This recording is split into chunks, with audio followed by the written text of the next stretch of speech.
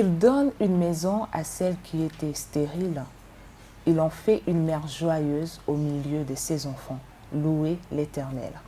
Bien-aimés dans le Seigneur, shalom et bienvenue dans votre émission Au Royaume des Possibilités, qui est une émission qui met en relief les possibilités illimitées de notre Dieu selon qu'il est écrit dans Luc 1,37, car rien n'est impossible à Dieu. Au Royaume des Possibilités va à la rencontre de membres des intercessions, de bien-aimés et femmes de foi, FF en sigle, au sein du ministère chrétien du combat spirituel, afin de montrer que réellement notre Dieu est en œuvre et que rien ne lui est impossible. Aujourd'hui, c'est l'histoire d'une maman qui a su comment racheter son temps alors qu'elle n'avait que 1 an de mariage. Elle a constaté qu'elle ne concevait pas. Elle s'est décidée d'aller elle-même aux femmes de foi où elle a cherché Dieu et par la grâce du Seigneur, elle a conçu. Elle est mère d'une grande fille aujourd'hui. Il s'agit de maman Fatouma de la promotion Sephora. Elle est encadreur au Royaume des Possibilités au département de FF, Femmes de foi, à qui nous disons shalom. Shalom. Bonjour maman Fatouma. Bonjour. Comment vous allez? Je suis très bien par la grâce de Dieu. Gloire au Seigneur Jésus-Christ. Maman Fatouma, vous êtes née dans une famille ayant des origines compliquées, une famille de 7 enfants, mais chaque enfant avait son propre papa. Et vous, à l'âge de 2 ans, votre maman vous a abandonné entre les mains de votre grand-mère pour venir vous rechercher une fois que vous aviez totalisé 15 ans. Cela était dû à quoi? Bon, pour moi, c'était un peu difficile. Oui. Parce que je sais que chaque enfant, il faut qu'il se grandisse avec sa maman. Mais moi, j'avais grandi avec ma grand-mère. Ma grand-mère, à l'époque, lui, il m'a pris comme sa fille. Oui. À la place de maman, c'est lui qui avait remplacé. J'avais vécu avec ma grand-mère jusqu'à l'âge de 15 ans. Elle était morte. Quand elle était morte, j'avais resté avec mon oncle. Ok. À l'époque, mon oncle, il avait aussi sa femme. Sa femme avait accouché 5 enfants. Alors, moi aussi, quand ma grand-mère elle était morte, j'avais obligé de rejoindre la famille de mon oncle. Avec ses enfants, on avait vécu ensemble avec elle. Oui. J'avais resté là-bas. Alors, ma grand-mère avait mort à l'année de 1986. Ok. Là, j'avais totalisé déjà 15 ans. Alors, j'ai resté avec mon oncle jusqu'à 6 mois, 7 mois. Mon oncle avait obligé d'envoyer un message. Je suis chez ma mère, c'est à Kinshasa, parce que ma mère était venue à Kinshasa. Quand elle avait envoyé le message chez ma mère avait obligé de m'appeler, quoi. Il faut que je vienne ici à Kinshasa pour que je réagisse. Et vous étiez où avant? J'étais à Kisangani. Là où j'étais née à Kisangani, là où ma mère m'avait laissé à Kisangani. Alors, quand ma grand-mère était morte, après 6 mois, j'étais obligée de rejoindre ma mère ici à Kinshasa. Alors, j'étais venue ici à Kinshasa. Alors, quand j'étais venue ici, quand je voyais ma mère ici, je ne la connais même pas, que c'est lui qui m'avait conçue. Donc, vous n'aviez pas d'affection? D'affection, même avec l'affection votre n'était même pas. Oui. Mais j'avais obligé de rester avec elle, parce que c'est lui qui était ma mère. J'ai resté avec ma mère. Là, j'étais déjà à l'âge de 15 ans, jusqu'à l'âge de 22 ans. Pendant ces temps-là, de 15 ans à 22 ans, lorsque vous êtes venu ici à Kinshasa, l'on a remarqué que votre grand-mère, pendant que vous étiez en train de séjourner avec elle, ne vous avez jamais envoyé à l'école. Oui. Alors, il fallait que vous puissiez aller à l'école. Alors, à l'âge de 15 ans, vous vous êtes retrouvé en première primaire. Vraiment. Comment vous aviez vécu cela? Quand j'étais venue ici, à l'âge de 2 ans jusqu'à l'âge de 15 ans, je n'étais même pas partie à l'école. Tu as compris. Malgré mon oncle, il avait l'argent pour m'envoyer à l'école, mais il n'avait même pas pris la capacité de m'envoyer à l'école. Mais ses enfants étaient partis à l'école. Moi, j'étais comme une esclave à la maison de mon oncle, après la mort de ma grand-mère. Même la grand-mère, il faut voir que c'était la condamnation. Même les noms que j'ai portés de Fatouma, c'est les noms de ma grand-mère. Ma grand-mère n'était même pas étudiée. Tu as vu que c'est la condamnation. Qui vous a poursuivi. Au lieu qu'il prenne même le Dieu de m'envoyer à l'école, il m'a montré de vendre les choses. Donc, il m'a montré de vendre tout ce que je voulais vendre, mais j'avais vendu. Alors, quand j'étais venue à Kinshasa, quand ma mère me voit, pourquoi jusqu'à l'âge que je t'avais laissé là-bas, jusqu'à cet âge, je n'avais même pas allé à l'école. Moi, j'avais dit que mon oncle n'avait même pas moyen de m'envoyer à l'école. Même ma grand-mère n'avait même pas moyen de m'envoyer à l'école. Alors, maman, elle avait pris la décision de m'envoyer à l'école à l'âge de 15 ans, à première primaire. Au milieu des tout petits. Au milieu des tout petits. Même moi-même, j'avais la honte d'aller à l'école à l'âge là, à l'école primaire. J'avais la honte.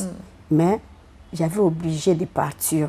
Parce que ma mère, elle était le souci de m'envoyer à l'école. Parce qu'un jour aussi, donc il faut quand même, c'est pour cela que j'étais obligée d'aller se mélanger avec les enfants là, des petits. Première année, cette année-là, j'avais parti. Quand j'avais vu que c'est la honte pour moi, l'année prochaine, j'avais refusé. Ok. Et là, on a trouvé quelle solution pour vous rattraper? Alors, quand j'avais refusé, ma mère a dit, maintenant, comment est-ce qu'on va faire?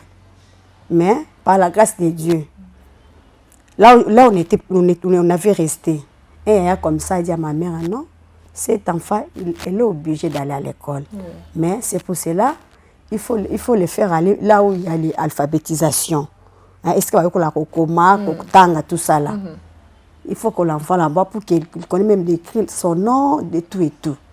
C'est pour cela qu'il avait obligé d'aller me faire instruire à l'alphabétisation.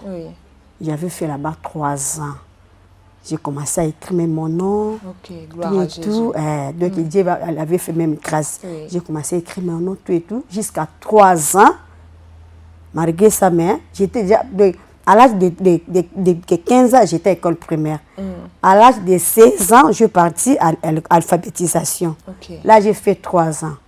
Donc, 3 ans là, avec 16 ans, c'est déjà 19 ans.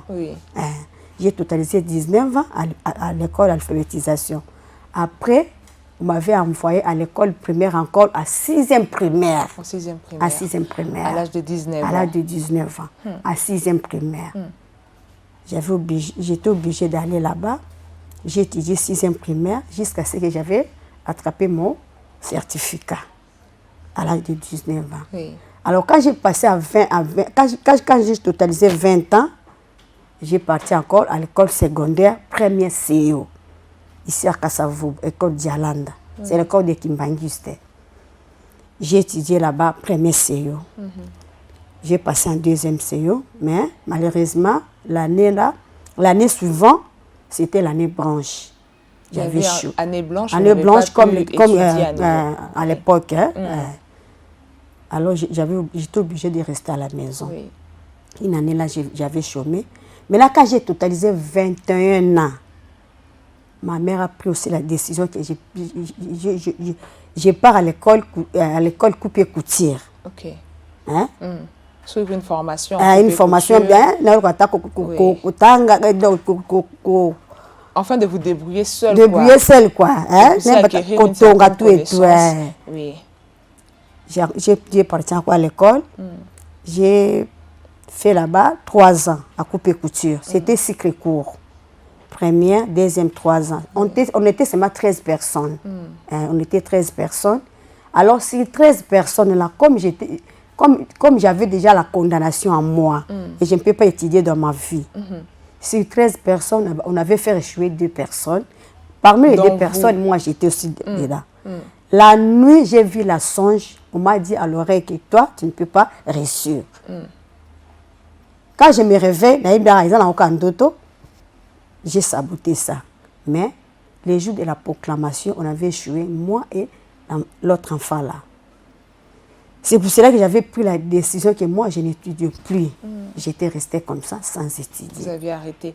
Et à 22 ans, vous alliez rencontrer celui qui est votre mari aujourd'hui.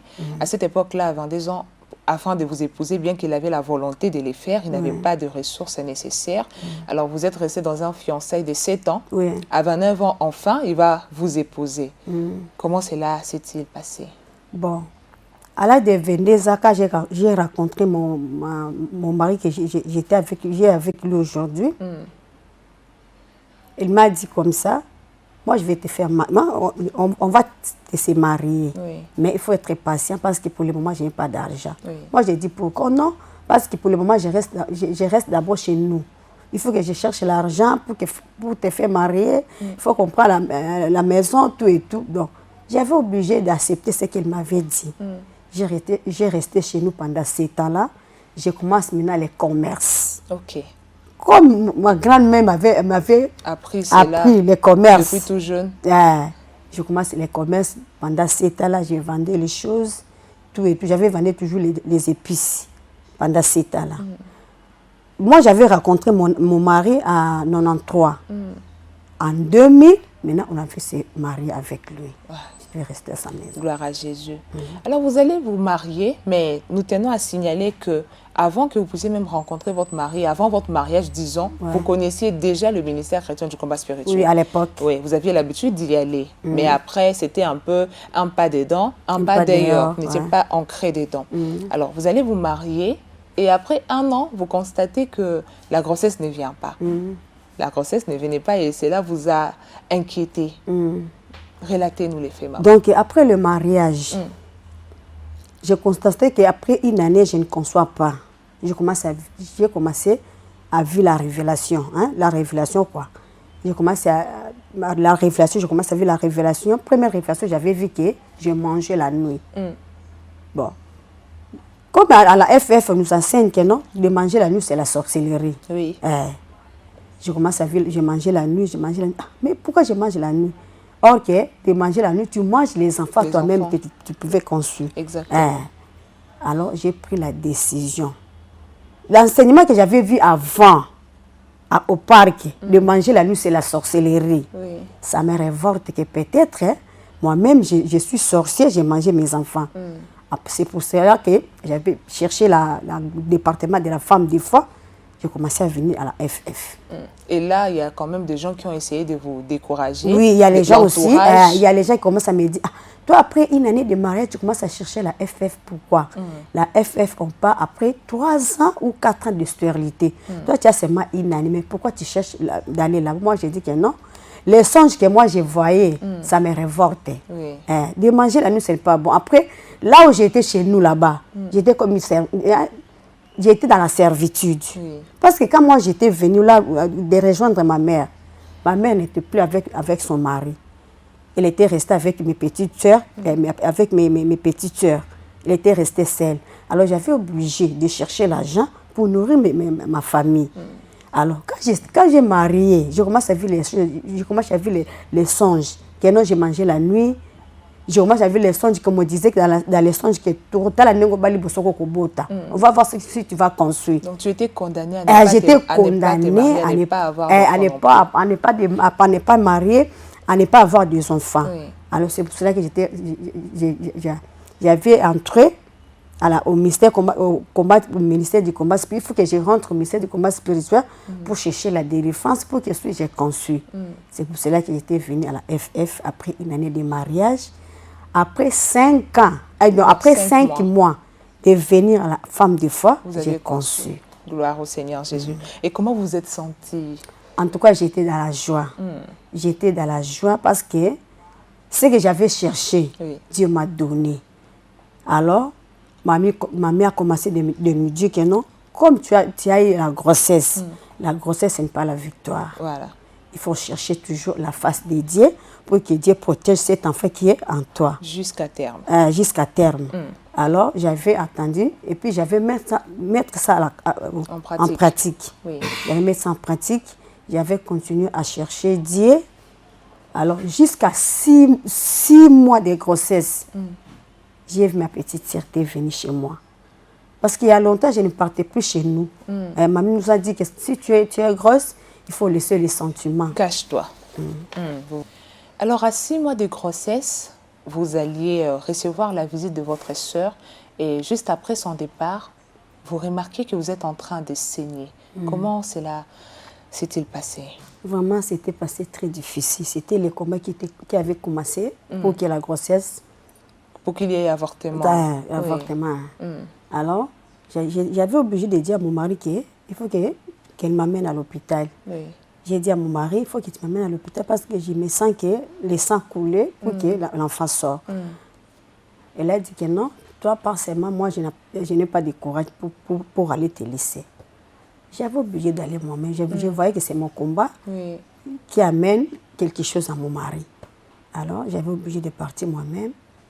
Là, à l'époque, le Rafa était là-bas à Neuve-Mairie. J'ai pris les taxis, j'étais venue jusqu'à la 9e rue. Enfin.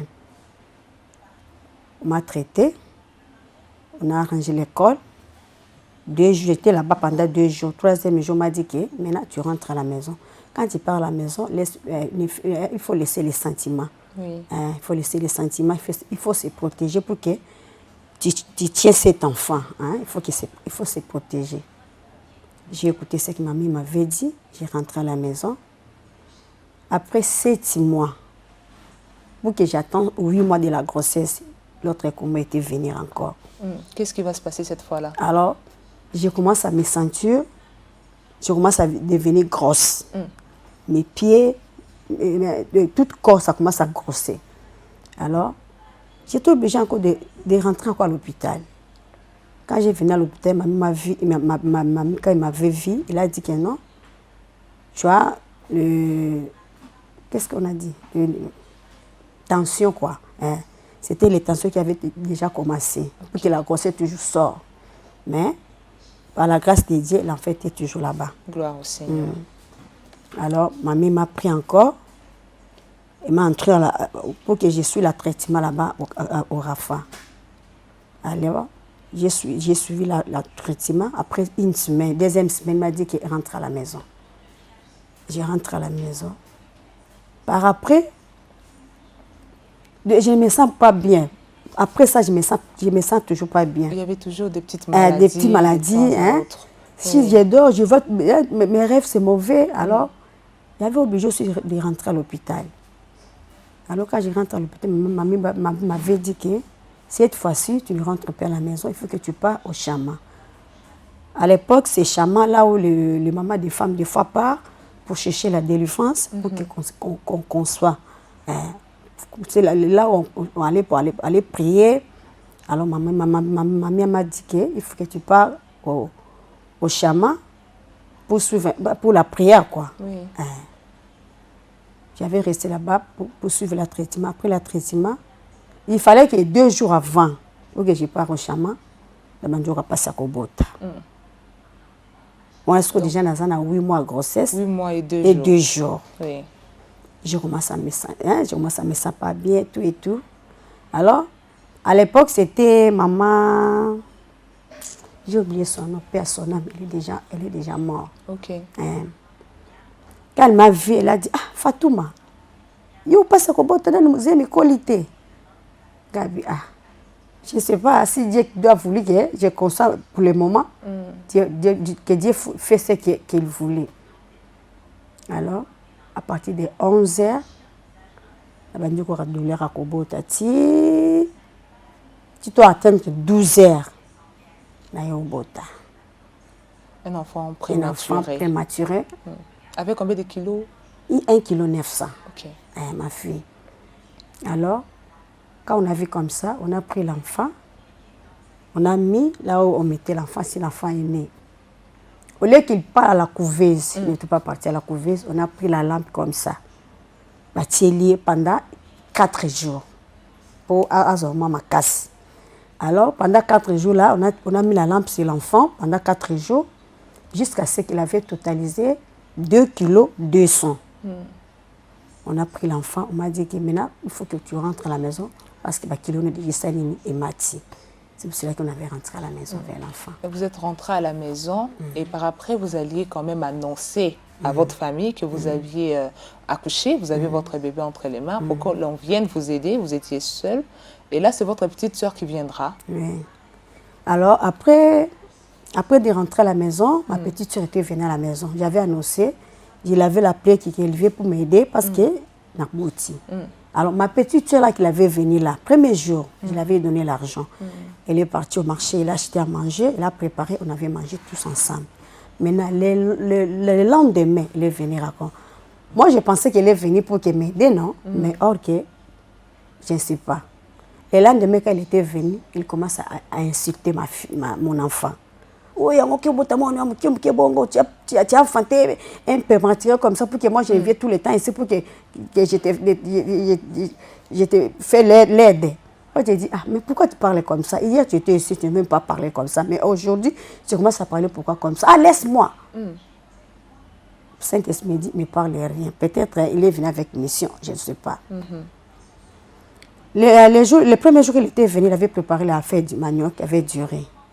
Alors, il avait la nourriture qui était restée au marmite. Il avait dit que comme hier, tu avais préparé le fait du manioc, aujourd'hui, prends seulement l'argent, tu prépares du riz et tu fais même les poissons. Au moins, j'avais la nourriture que tu avais laissée ici hier. Oh, je ne peux pas préparer. J'étais venue aujourd'hui pour préparer. J'avais obligé de les laisser. Moi-même, j'avais préparé. Maintenant, comme tu as même refusé de préparer, mais mange. Oh, je ne peux pas manger. Là, il faudrait signaler qu'elle était fâchée après avoir causé avec toute la famille. Quand elle avait rentré là-bas, elle a amené la nouvelle que j'ai vu Yafatou à sa beauté, mais elle a enfanté prématuré. Bon, je ne sais pas ce qu'elle avait parlé avec ma famille là-bas, je ne sais pas. Mais le lendemain, au lieu qu'elle vienne avec joie, elle était venue avec la colère.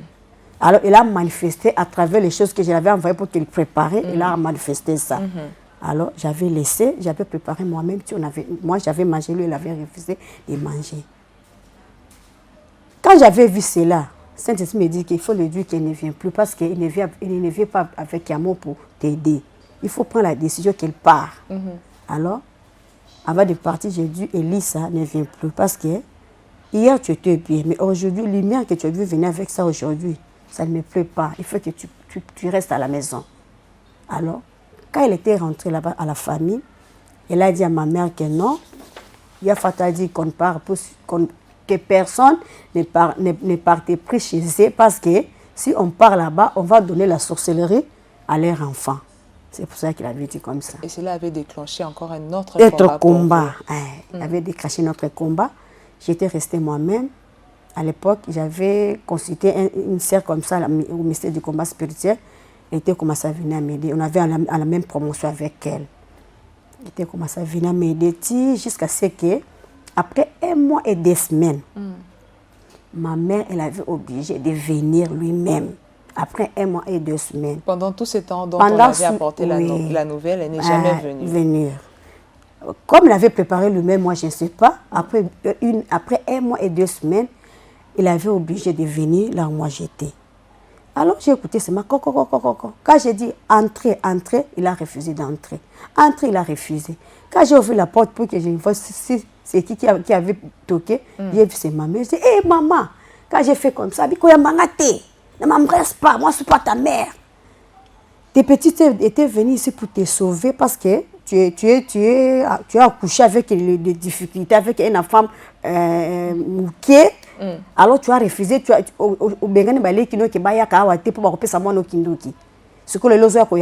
que moi je suis ta mère? Tu étais venue là-bas chez maman, là tu as témoigné que moi je suis sorcière.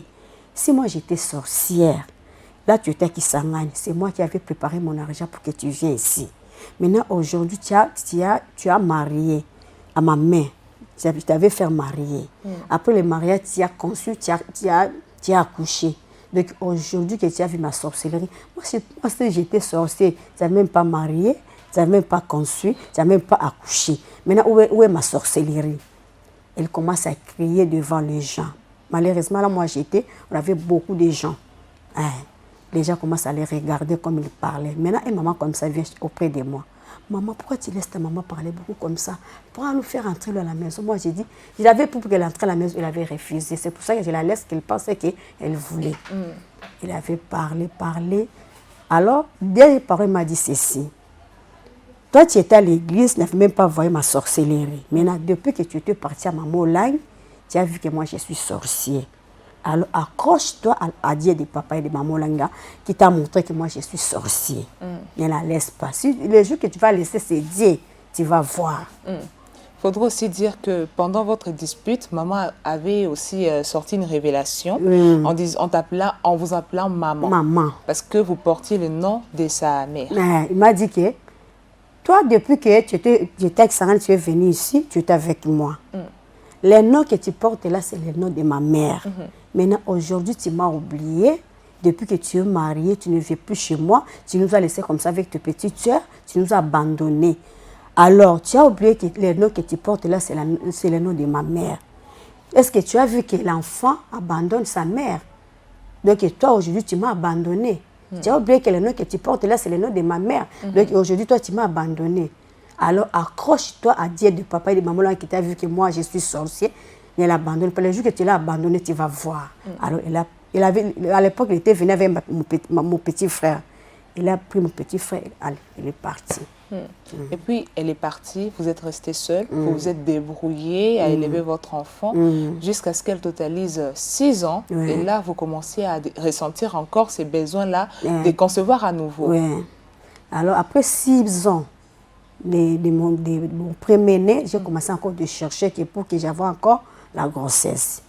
J'ai commencé à partir à l'hôpital. À l'hôpital, on m'a dit qu'il faut qu'on me fasse hydro. Alors, moi, je ne savais pas que l'hydro, là, c'est difficile. Je voyais que c'est seulement le traitement, peut-être que les seringues, autant mais comme ça, ou bien les médicaments, tu vas commencer à boire. Or, on prend les choses, on met là-bas pour qu'on fait les matrices comme ça, on tourne les matrices, pour qu'on prend le médicament, on met dans les seringues, on te met là-bas. Donc, je me sens là très douloureux. On m'a dit qu'il faut que je faisais ça pendant 4 séances. Mais 2 séances, j'avais dit non, je ne peux pas supporter ça. C'est très douloureux, alors j'avais laissé ça. Depuis que j'avais laissé le traitement d'hydro, jusqu'à aujourd'hui, je ne consomme plus. J'ai dit, merci Seigneur pour un enfant que tu m'as donné, je m'arrête là. Votre bébé miracle, parce que vous aviez su racheter votre temps. Si seulement vous aviez entendu ce que les autres disaient, vous serez passé à côté de cet enfant que vous aviez aujourd'hui. Vraiment, c'est ça. Votre premier-né, vous l'aviez eu à l'âge de 31 ans. Et ce mois-ci, vous allez totaliser vos 55 ans. 55 ans, parce que je suis l'enfant de 1991, le 30 avril. Donc, le mois d'avril ici, fin d'un mois d'avril, je vais totaliser 55 ans d'âge. 55 ans d'âge. Et aujourd'hui, vous êtes donné à Dieu, vous les servez, bien que vous aviez votre fille et que vous n'avez pas pu avoir d'autres enfants après. Mais cela ne vous empêche pas d'être joyeuse. Cela ne vous empêche pas de servir votre Dieu. Non. Alors, qu'est-ce que vous allez dire à toutes ces femmes qui espèrent encore, qui n'ont pas d'enfants, qui ne savent pas comment faire? Moi, je vais dire à toutes les femmes qui n'espèrent pas, je vais dire ceci. Maman, ne peut pas être découragée. Et surtout, toi qui as découvert les dieux de papa et de maman, là, les dieux qui n'échouent jamais. Ici, à la femme des fois, les stériles à 20 ans, même à l'âge de 50 ans, même à l'âge que je suis là. Vous pouvez encore. Je pouvais encore, parce que Dieu est tout puissant. C'est un Dieu qui rend toutes choses possibles. C'est ça.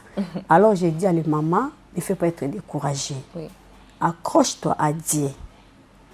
On a la continuité. Maman elle nous a dit que je ne m'arrête pas à chemin. Alors toi aussi, ne t'arrête pas à chemin pour chercher ces dieux. Il faut continuer à chercher les dieux de papa et de maman là. C'était un Dieu puissant. C'était un Dieu qui donne tout le monde à sa besoin. Amen. Gloire au Seigneur Jésus-Christ. Notre Dieu est un Dieu juste, c'est un Dieu qui fait des choses qui surpassent même l'entendement des humains. Bien que maman Fatouma ait 55 ans aujourd'hui, mais ce Dieu-là est capable de faire d'elle encore maman pour la 2e fois. Amen. Parce qu'elle est dans un département de femmes de foi. Là-bas, c'est la foi. Elles se nourrissent de la foi. Vous qui êtes à la maison, qui espérez encore, ou encore vous avez eu un enfant et c'est la stérilité secondaire qui s'ensuit, nous vous disons aujourd'hui qu'il y a une place pour vous. Il y a un endroit où Jéhovah Rapha opère des miracles. Maman Fatouma a son bébé miracle, aujourd'hui grande fille miracle, mais bon, c'est un bébé miracle. Amen. Vous aussi, vous avez votre bébé miracle, mais venez le chercher. Que l'Éternel vous bénisse. C'était votre émission au Royaume des Possibilités. Aujourd'hui, nous avions reçu pour vous Maman Fatouma de la promotion Sephora. Elle est encadreur au Royaume des Possibilités au département des femmes de foi, qui nous a fait honneur de nous partager son témoignage. Celle qui n'avait pas d'enfant aujourd'hui est mère. Sa fille est licenciée. Une fille qui a étudié, qui fait... licenciée, elle était finie à l'UFASIC. Gloire au Seigneur. Licenciée à communication et les organisations. Voilà, c'est ce que notre Dieu fait. Et les bébés L'enfant, miracles son nom, c'est Gracia. Les bébés miracles sont très intelligents. Aujourd'hui, il y a grâce et licencié. Que pouvons-nous donner à ces dieux? Qui peut faire pareille chose? C'est le Dieu du royaume des possibilités. Que l'Éternel vous bénisse et nous vous donnons rendez-vous au prochain numéro.